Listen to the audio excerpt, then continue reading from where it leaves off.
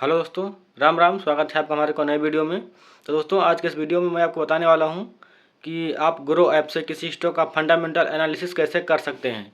Grow app में मैं आपको बताने वाला हूं। तो चलिए चलते हैं मोबाइल की स्क्रीन पर और वहाँ पर आपको बताते हैं। दोस्तों देखिए, हम लोग आ गए हैं मोबाइल की स्क्रीन पर और चलिए अब चलते हैं अपने मोबाइल के ग्रो एप्लीकेशन में। और मैं यहाँ पर ग्रो का एप्लीकेशन जो है ओपन कर लेता हूँ। देखिए, मैं अपने मोबाइल में ग्रो का एप्लीकेशन में लॉगिन हो गया हूँ। और चलिए मैं यहाँ पर मान लीजिए एक स्टॉक को चूज़ कर लेता हूँ, HDFC बैंक। मैं HDFC बैंक का एक लेता हूँ एग्जाम्पल के लिए, आपको दिखाने के लिए कि फंडामेंटल एनालिसिस में क्या क्या चेक करना पड़ता है, कैसे किया जाता है। देखिए यहाँ पर आपको चार्ट दिखेगा। अभी आज का मार्केट ओपन नहीं हुआ, 5 मिनट भी बाकी है मार्केट ओपन होने में। तो यहाँ पर आपको आज का चार्ट भी नहीं दिख रहा है। बाकी अगर 1 वीक का चार्ट देखना है तो यहाँ पर 1W पर क्लिक करेंगे। देखिए 1 वीक का चार्ट है। अगर 1 मंथ का चार्ट देखना है तो यहाँ 1 मंथ पर क्लिक करेंगे। यहाँ पर आपको 1 महीने का चार्ट दिख जाएगा। अगर आपको 1 साल का देखना है तो यहाँ पर 1 साल पर क्लिक करेंगे। देखिए यहाँ पर आपको 1 साल का जो चार्ट है वो दिख जाएगा। अगर 5 साल का देखना है तो यहाँ पर आप 5 ईयर पर क्लिक करेंगे और ये 5 साल का चार्ट है। अगर ऑल टाइम का चार्ट देखना है तो यहाँ पर ऑल क्लिक करेंगे तो ये पूरा ऑल टाइम का चार्ट है। 18 रुपये इसका प्राइस था शुरू में, और देखिए ये आज 1500 रुपये पर है, वो भी 2002 में। 2002 से आज 2024 तक, यानी 22 साल में कंपनी अच्छा खासा रिटर्न दिया हुआ, बहुत तेज भागी है कंपनी। तो आप इस तरह से यहाँ पर इसका चार्ट देख सकते हैं। उसके बाद ऊपर चलेंगे थोड़ा और यहाँ पर देख पाएंगे एक्सपर्ट रेटिंग। ये हर एक स्टॉक में देखने को नहीं मिलता है। एक्सपर्ट रेटिंग किसी स्टॉक में देखने को मिलता है, तो देखने को मिलता है तो अच्छी बात है। तो यहाँ पर देखिए, यहाँ पर जो बाइंग है वो 90% की बाइंग हो रही है इस समय इस स्टॉक में, और जो होल्डर हैं वो सिर्फ 7% होल्ड किए हुए हैं, और जो सेलर हैं वो सिर्फ 2% हैं। जो सेल करने वाले लोग हैं वो सिर्फ 2% है, और जो बाइंग करने वाले हैं वो 90% हैं। तो यहाँ पर मतलब कि ये कंपनी अभी ऊपर जाने के लिए और भी इंटरेस्टेड है, इसलिए यहाँ पर इतनी बाइंग हो रही है। तो चलिए थोड़ा और इसको ऊपर करते हैं और यहाँ पर देखेंगे फंडामेंटल्स। तो देखिए फंडामेंटल्स में सबसे पहले आपको देखना क्या है, मार्केट कैपिटल। तो देखिए मार्केट कैपिटल जो कंपनी का है, इसका मतलब ये होता है कि कंपनी कितनी बड़ी है, और अगर कोई इस कंपनी को खरीदना चाहता है तो कितने रुपए उसको देना पड़ेगा कंपनी खरीदने के लिए, कितने रुपए में कंपनी बिकेगी ये। तो यहाँ पर आप देख पाएंगे कि 11,52,185 करोड़, मतलब 11.5 लाख करोड़ की कंपनी है, मतलब बहुत बड़ी कंपनी है। तो मतलब ये कंपनी इतनी बड़ी है।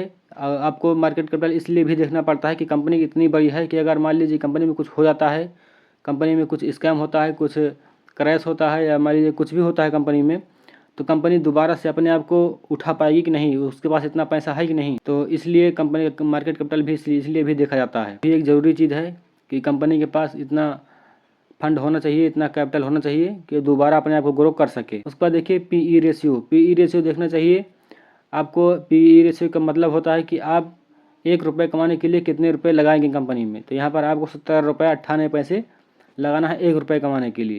यहाँ पर पीई रेशियो माना जाता है कि जितना ही कम है उतना अच्छा है, लेकिन सबसे अच्छा 1 या 2 माना जाता है, माइनस में भी नहीं होना चाहिए। तो यहाँ पर अच्छा है, ये भी अच्छा है। यानी कि इसका मतलब ये है कि आपको 1 रुपये कमाने के लिए कितना रुपया इन्वेस्ट करना पड़ेगा। देखिए अगर आप कोई मल्टीपल कन्फर्मेशन ढूंढेंगे इन्वेस्टिंग के लिए या ट्रेडिंग के लिए कहीं पर भी, तो आपको 100% मल्टीपल कन्फर्मेशन नहीं मिलेगा। तो कुछ लोग कहते हैं पीई रेशियो देखो और खरीद लो। देखिए सिर्फ पीई रेशियो देखने से ही कुछ नहीं होता, आपको बहुत कुछ देखना पड़ता है। कंपनी प्रॉफिट में है कि लॉस में है, क्वार्टरली कितने प्रॉफिट लॉस में है, सालाना कितने प्रॉफिट लॉस में है कंपनी का, और भी मार्केट कैपिटल, जो कंपनी के ऊपर कर्जा कितना है। तो आपको ये सब भी देखना पड़ता है। चलिए ये हो गया पीई रेशियो। अगर 1, 2 है, 3 है तो भी अच्छा है।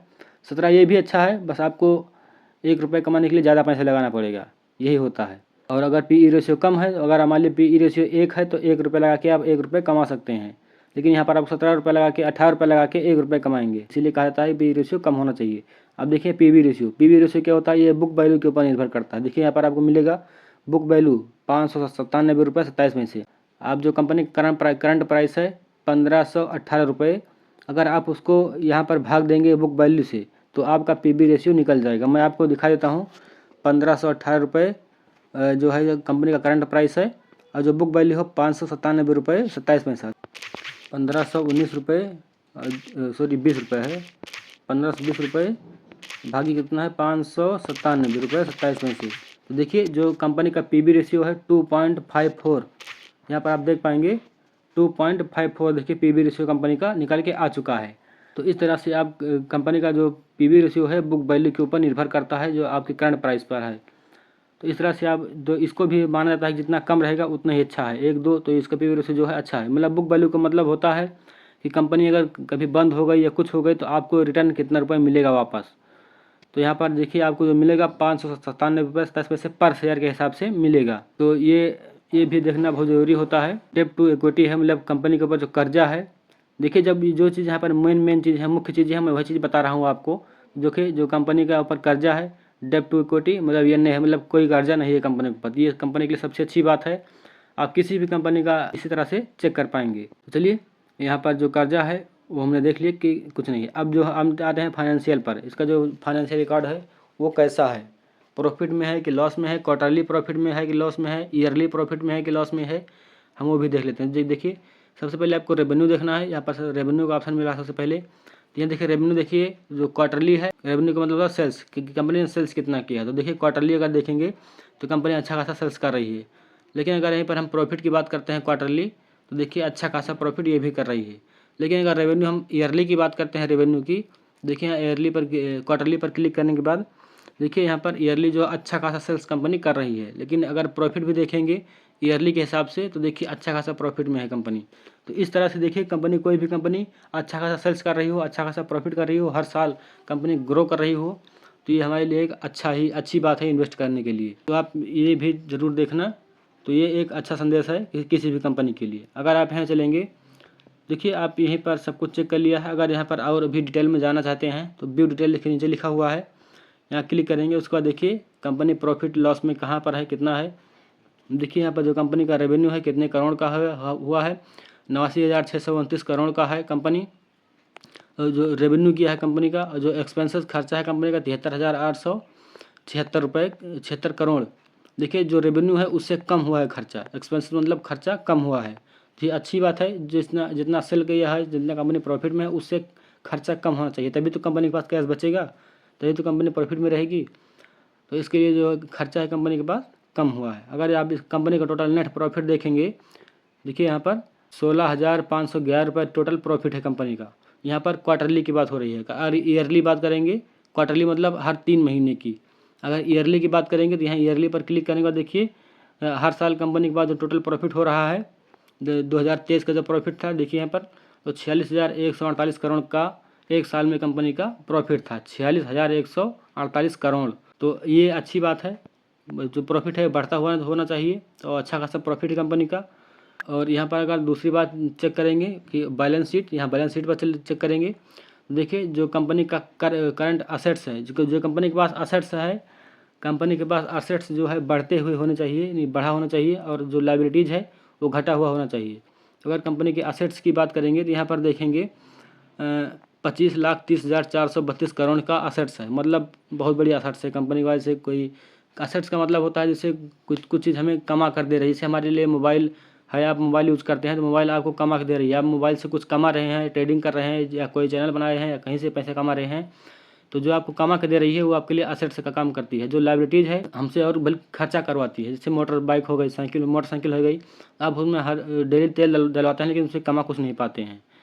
अगर मोबाइल से आप डेली रील देखते हैं और रिचार्ज करवाते हैं हर महीने 200-250 रुपये का, और खाली रील देखकर उसको वेस्ट कर देते हैं, तो ये आपके लिए एक लाइबिलिटीज़ का काम करेगी। तो इस तरह से हमको देखना है कि लाइबिलिटीज़ हमारे पास कम होनी चाहिए, मतलब जो खर्चे के साधन है वो कम होने चाहिए और जो कमाने के साधन है वो ज़्यादा होने चाहिए। तो यहाँ पर देखेंगे 25,30,432 करोड़ का जो असेट्स है वो ज़्यादा है, और जो लाइबिलिटीज़ है वो 22 लाख की है, 22,40,134 करोड़ की, मतलब असेट्स से कम है ये। तो ये भी एक अच्छी बात है कंपनी के लिए। किसी भी कंपनी का लाइबिलिटीज़ कम होना चाहिए, असेट्स ज़्यादा होना चाहिए। चलिए हम यहाँ पर इसकी बात कर लेते हैं। उसका बाद कर्जा हमने बताया आपको, कर्जा यहाँ पर कंपनी में कुछ नहीं है। उसके बाद आपने ये चेक कर लिया असेट्स और लाइबिलिटीज़, हमने आपको समझा दिया कि असेट्स क्या है और लाइबिलिटीज़ क्या है। अगर आप यहाँ पर देखिए कैश फ्लो पर चेक करेंगे तो कंपनी के पास कैश भी अच्छा खासा है। देखिए जो नेट चेंज इन कैश है कंपनी के पास 41,762 करोड़ का कैश कंपनी के पास है। क्लोजिंग जो कैश बैलेंस है कंपनी के पास 1,97,147 करोड़ है, 1,97,147 करोड़ का क्लोजिंग बैलेंस पड़ा हुआ है कंपनी के पास। और जो नेट कैश पड़ा हुआ है 41,762। तो दोस्तों इस तरह से आप किसी भी कंपनी का फंडामेंटल एनालिसिस कर सकते हैं। चलिए यहाँ से हम बैक हो जाते हैं और देखिए यहाँ पर आप कंपनी के बारे में जान सकते हैं कि कंपनी का नाम क्या है, एमडी या सीईओ कौन है, सिंबल जो है NSE का सिंबल क्या है कंपनी का, तो यही है। उसके बाद आप खास चीज़ यहाँ पर देखेंगे शेयर होल्डिंग पैटर्न, मतलब यहाँ कंपनी में कौन कौन लोग ज़्यादा इन्वेस्ट कर रहे हैं। तो सबसे बड़ी बात है कि यहाँ फॉरेन जो इंस्टीट्यूशंस है वो एक अधिक मात्रा में यहाँ पर इन्वेस्ट किए हुए हैं, मतलब कि सबसे अच्छी बात है जो फॉरेन के इन्वेस्टर हैं उन्होंने यहाँ पर अच्छा खासा मतलब इन्वेस्ट किया हुआ है। तो ये हमारे लिए सबसे अच्छी बात है, किसी भी कंपनी के लिए अच्छी बात होगी। कोई विदेशी कंपनी अगर यहाँ पर इन्वेस्ट कर रही है मतलब कि कंपनी में दम है। म्यूचुअल फंड भी अच्छा खासा इन्वेस्ट किया हुआ है, रिटेल ट्रेडर्स जो हैं उन्होंने भी अच्छा खासा इन्वेस्ट किया हुआ है। और यहाँ पर देखिए जो इन्वेस्ट किए हुए हैं भारतीय इंस्टीट्यूशन, जो भारत की कंपनियाँ हैं, संस्थाएँ हैं, उन्होंने भी 10% से ज़्यादा का यहाँ पर इन्वेस्ट किया हुआ है। देखिए अगर यहाँ पर देखो, यहाँ पर आपको क्वार्टरली दिखा रहा है। अगर जून 23 में देखेंगे तो देखिए जो फॉरेन के इंस्टीट्यूशन थे 33% थे। अगर जुलाई में देखेंगे तो 53 हो गए थे। सितंबर में देखेंगे तो 52 हो गए थे।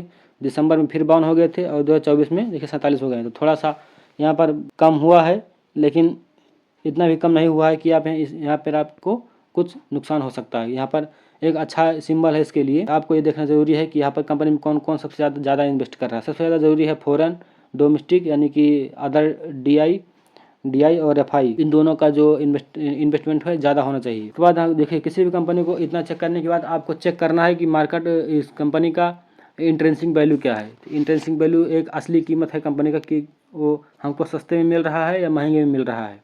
चलिए उसको देखने के लिए आप किसी भी ब्राउज़र को ओपन कर लेंगे। मैं क्रोम को ओपन कर लेता हूं और वहां पर आपको सर्च बार में यहाँ पर टाइप कर देना है जिस कंपनी को आप चेक करना चाहते हैं उस कंपनी का नाम। यहाँ पर मैसेज करता हूँ HDFC बैंक। यहाँ पर आगे देखिए HDFC इंट्रेंसिक वैल्यू, हम यहाँ पर क्लिक कर देंगे। उसके बाद देखिए यहाँ पर आपको मिल जाएगा जो इंट्रेंसिक वैल्यू है कंपनी का, यानी कि 1900 रुपये 97 पैसा है। यानी कि इंट्रेंसिक वैल्यू ज़्यादा होना चाहिए किसी भी कंपनी का। इंट्रेंसिक वैल्यू ज़्यादा होने से क्या मतलब है कि आपका जो इसका असली कीमत है ये है, और जो हमको मार्केट में मिल रहा है वो 1500 रुपये मिल रहा है, मतलब कि हमको 400 रुपये के आसपास सस्ता मिल रहा है।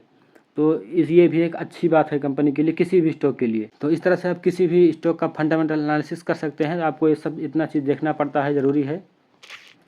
तो देखिए जो हमको मार्केट में मिल रहा है वो 1520 रुपये में मिल रहा है, और जो असली कीमत है कंपनी की 1900 रुपये है। तो हमको सस्ते में मिल रहा है, मतलब कि कंपनी अभी और भी आगे तक जाएगी। तो इस तरह से आप किसी भी स्टॉक का ग्रो के माध्यम से फंडामेंटल एनालिसिस कर सकते हैं। तो चलिए ठीक है, अगर आपको वीडियो पसंद आए वीडियो को लाइक कर देना, और मिलते हैं दूसरे वीडियो में। तब तक के लिए राम राम।